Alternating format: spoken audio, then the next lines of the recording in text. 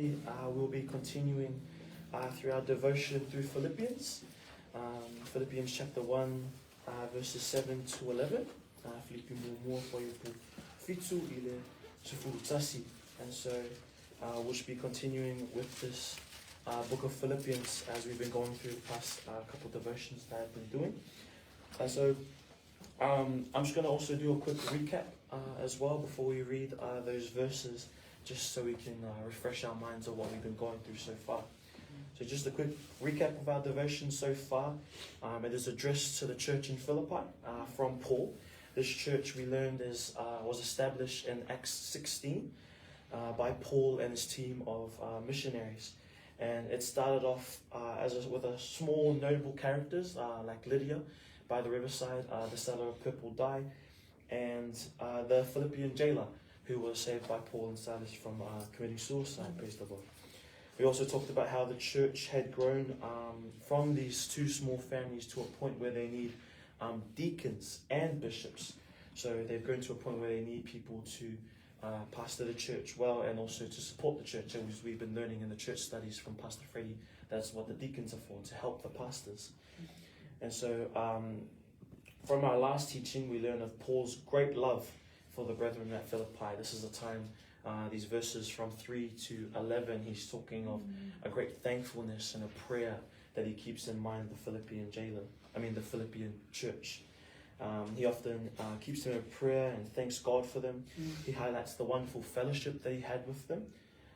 And he talks about the security in Christ and the confidence in the work that the Lord had done in them, that he would continue to complete it until the day that he would come. And so today, this morning, we'll just be going through verses 7 to 11. So if you'd be more fitu ile sfurutasi. Could I ask my Samoan readers to please read? Ua tatau, ia. Sorry? Yeah, got different version.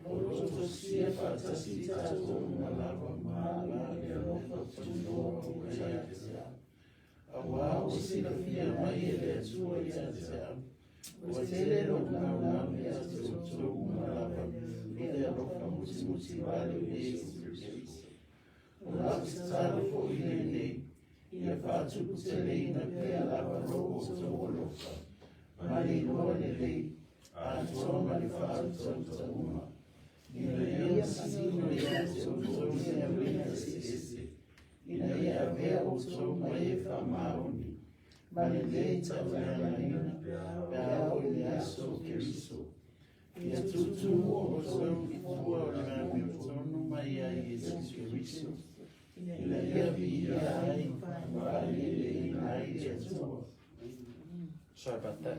Pastor Freddie just told me now that I have a different version. Apologies. But could I have my New King James version readers, please, from verse 7 to 11. Just as it is right, just as it is right for me to think this of you all, because I have you in my heart, inasmuch as both in my chains and in the defense and confirmation of the gospel, you all are partakers with me of grace. For God is my witness, how greatly I long for you all with the affection of Jesus Christ. And this I pray, that your love may abound still more and more in knowledge and all discernment, that you may approve the things that are excellent, that you may be sincere and without offense till the day of Christ, being filled with the fruits of righteousness, which are by Jesus Christ, to the glory and praise of God. Amen. Thank the Lord for his reading of his word. And so in verse 7, he's continuing from verse 6 about the confidence and the work that Christ has done in them. And he goes on to say, even as is meet for me to think this of you all. And so that word meet means right. And so Paul's saying that it is right for him to say what he's about to say. And why does he have a right to say these things? He says, just after that, because I have you in my heart. It's another very sincere and dear saying that, it's a very personal statement of his deep relationship with them. So he's able to say these things because he knows them so well, because he thinks of them so deeply, and he remembers them. And it says here how he prays for them often and thanks the Lord for them. And so he's able to say these things that he's about to say as well, because of how much he loves them, how well he knows them, and his maturity in the faith as well, as he's helped establish this church. And so we also remember in our first devotion we also discussed the gifts from the church of Philippi. And so these are just more things that solidify the depth of their relationship between Paul and the church of Philippi as he's in prison. And so these are just more signs of how close the body of Christ is, and how much of a blessing it is to have family that runs deeper than blood. It's the family of God. And so he says, I can rightly say these things because of how well I know you and how much I think about you. And he's saying that they've shared in three things, and it's in my bonds, and the defense and confirmation of the gospel. And he says, ye all are partakers of my grace. And so those three terms, bonds, defense, and confirmation, are Greek words that have a courtroom usage. And so he's affirming the Philippian church and their defense of the gospel of Christ. What is that gospel? That's that wonderful verse of John 3:16, that for God so loved the world that whoever believes in him shall not perish but have everlasting life. That gospel is Christ came to this earth, died, was buried, and rose again 3 days later for our sins so that we may be saved. That is the gospel that they have been defending. And so this statement solidifies it more by saying, ye all are partakers of my grace, and that he's been defending the gospel. He's been in bonds for the gospel, and he's been confirming the gospel. And so this Philippian church has also shared in that, has also been partakers of that grace that has been put upon him, that calling that has been put upon him. And I think it's also a wonderful reminder that we all, once you're a believer, we all are called to defend the gospel in everything that we do. At the end of Jude 1 verse 3, Jude, the half brother of Jesus Christ, says, ye should earnestly contend for the faith which was once delivered unto the saints. This word contend means to struggle for the faith. We are meant to struggle for the word of God and for the gospel of Jesus Christ. In 2 Peter 3:15 it says, but sanctify the Lord God in your hearts, and always be ready to give a defense to everyone who asks you a reason for the hope that is in you, with meekness and fear. If we truly believe in something, we must give a reason as to why we have come to that conclusion, of why we have decided to believe in what we believe. And so Paul is saying, this is encouragement that the goal is to defend the faith and share the gospel, not win arguments. I think it's something that sometimes I get caught up in, is that I'm trying to defend the faith, and in the end I'm actually defending my own pride. I'm defending what I think is right rather than defending the truth, defending the word of God, defending what Jesus did on that cross. And so it's a wonderful reminder that we got to give a reason for the gospel. We got to give a reason why we believe in the gospel, not just have these pointless arguments and end up the gospel was never shared, and so there was no fruit there. And so remember, the Great Commission is to make disciples, not to make enemies. We will make enemies along the way, because people will naturally hate the word of God, because it's truth, and the truth hurts. It shows a mirror to your face and says, hey, you're a sinner. No one really likes to hear that, but that's the way that God has said it, and it's true. We are all sinners, and we all deserve hell, but we have been saved by grace if we have faith. And so this is Paul and the Philippians defending the faith of God. In verse 8, he says, for God is my record, how greatly I long after you all in the bowels of Jesus Christ. Paul states that even God can testify.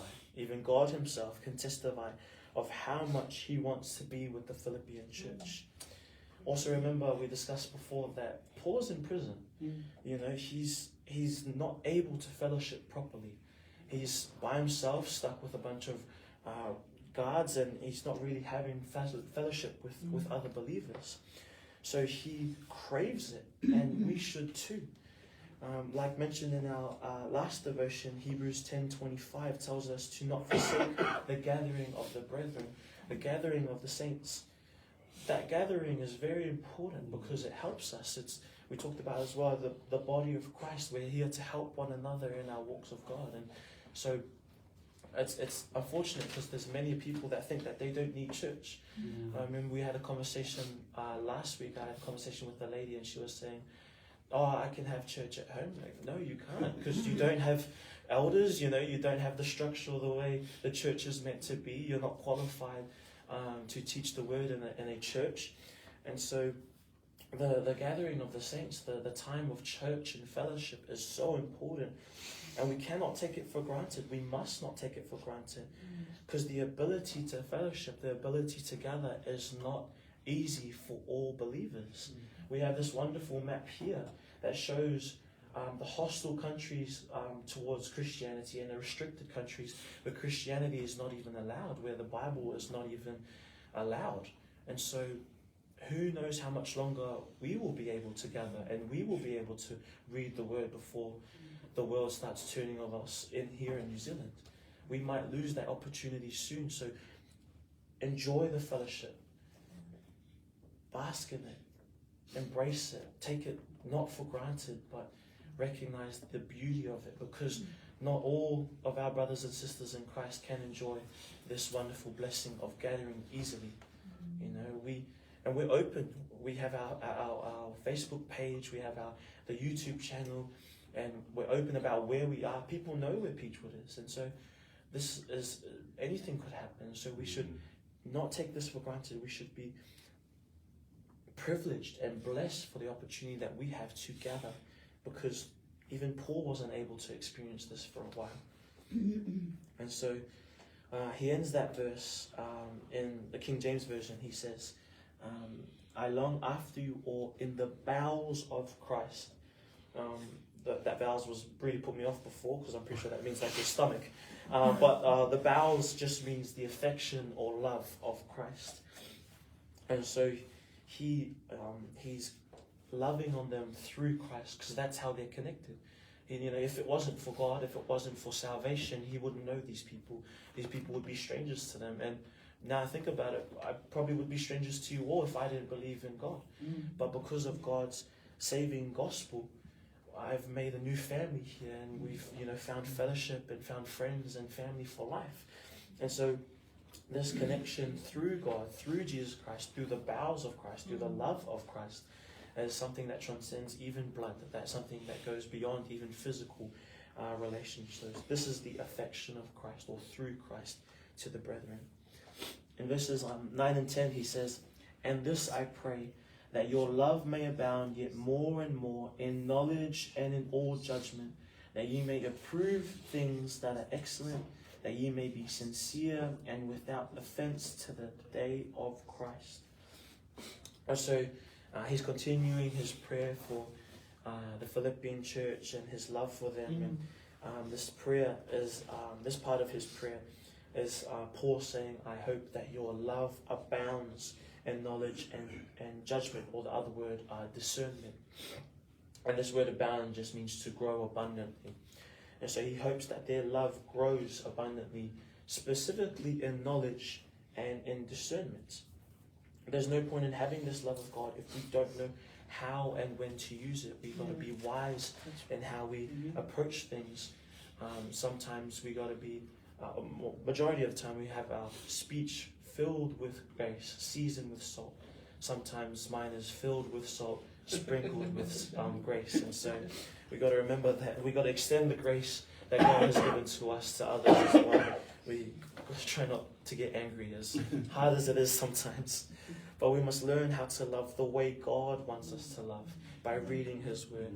You know, there's so many sayings of what love is, you know, follow your heart, follow what you believe, you know, love is love. It's like, no, love is God. God is love. And He has set out a way for us to love in the Word of God. It's not about how you feel, it's not about what you think. Those things are irrelevant when it comes to truth, because truth stands the test of time, and that truth is found in the Word of God. In Proverbs 1 verse 7 it says, "The fear of the Lord is the beginning of knowledge, but fools despise wisdom and instruction." Uncle Alta has been taking us through Proverbs and talking a lot about knowledge and wisdom. And so that fear of God, it's not a fear of being afraid, it's not being scared of God, it's a reverence of God. So that reverence, that understanding that God is so holy, so good, and so perfect is the beginning of knowledge. In John 14 verse 23 it says, "If anyone loves me, he will keep my word, and my Father will love him, and we will come to him and make our home with him." If we truly love God and what He has done for us, we will continue to heed His word, we'll continue to listen to what it is, we'll continue to try and love the way that He has designed us to love others. And 2 Timothy chapter 2 verse 15 it says, "Study to show thyself approved unto God, a workman that needeth not to be ashamed, rightly dividing the word of God." The word tells us to study the word so that we may not be ashamed in front of God, so that we may be able to present ourselves worthy and righteous in God's eyes. So this is what it calls us to do. This is what we are to do to learn how to love the way that God wants us to love, is to read His word, to pray and obey, the wonderful song that we always sing. And so this is what we are to do. Let our love abound in knowledge and discernment through the word of God, through His word and His word alone. And for what reason? It says that in verse 10, "That ye may approve things that are excellent, that ye may be sincere and without offense to the day of Christ." Verse 10 tells us that let our love abound so that we may be able to approve things that are excellent, or in the Greek the word means dokimatsu, which Pastor often has mentioned before, which means to test or to scrutinize or to examine. So we are to test and scrutinize and examine the Word of God and the teachings of the Word of God. Remember, we are meant to check everything that someone says when they mention the Word. We are meant to search the Scriptures daily, as Acts 17:11 tells us to, so that we may be able to be blameless until Christ returns. You know, we've got to make sure that what's being taught on the pulpit by even myself and Pastor Freddie and all the men that take the pulpit, we must test whether these things are so, whether it actually says that in the Word, because we are all fallible.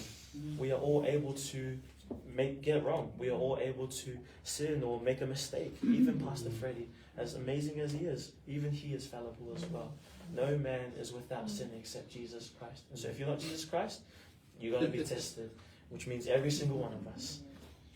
And so I just want to finish with verse 11, as he says, "Being filled with the fruits of righteousness, which are by Jesus Christ, unto the glory and praise of God." So that is that we may abound our love in knowledge and discernment as we examine the Word of God and its teachings to become better. Let us also continue to be filled with the fruit of righteousness, or in other words, the fruits of the Spirit, which we know the 9 fruits of the Spirit found in Galatians. And those fruit are love, joy, peace, patience, gentleness, goodness, faith, meekness, and temperance. And so let our fruits, which it says here, are by Jesus Christ. These fruits do not come from anything else. These fruits do not come from education or being able to play amazing piano or sing wonderfully or even, go out into the markets. Those fruits don't come from those things. Those fruits come from Jesus Christ and the Word alone. And so we must remember that, because if we produce these fruit, if we are extremely patient or extremely joyful, extremely peaceful, we've got to remember the source of those things, and that is Jesus Christ. And that it's not just by Jesus Christ, it's not just from Jesus Christ, but it's unto the glory and the praise of Jesus Christ, or of God. And so we remember that these things, these fruit of righteousness, these fruit of the Spirit, when they come to us, when we abound in those things, they are from Christ, and they must be given back to Christ as well. And so I think it's just a wonderful reminder for us. And 1 Corinthians 10 verse 31 tells us wonderfully to, whether you eat or drink or whatever you do, do unto the glory of the Lord. And so that's our devotion for today, and that's just wrapping up that part of his prayerfulness and his thankfulness to the Church of Philippi. So thank you for this. I'll just pray to close off this devotion part, and I hand it over to Pastor for another song. So let's pray. Thank you, Lord, for this wonderful time. We thank you, Lord, that we have your word to learn from, that we have the teachings that you've provided through Paul to learn from unto the Philippian church. And we thank you, Lord, that we have all these lessons and all this richness that we can gain, because your word is living. And there's so much that we can learn. There's always something new to learn. So we pray, Lord, that you continue to help us and help us to abound our love in knowledge and discernment, Father God, and that we'd be able to learn how to love the way you want us to, Father God, and do these things unto your glory.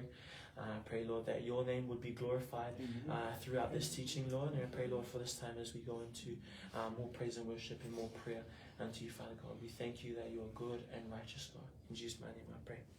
Amen.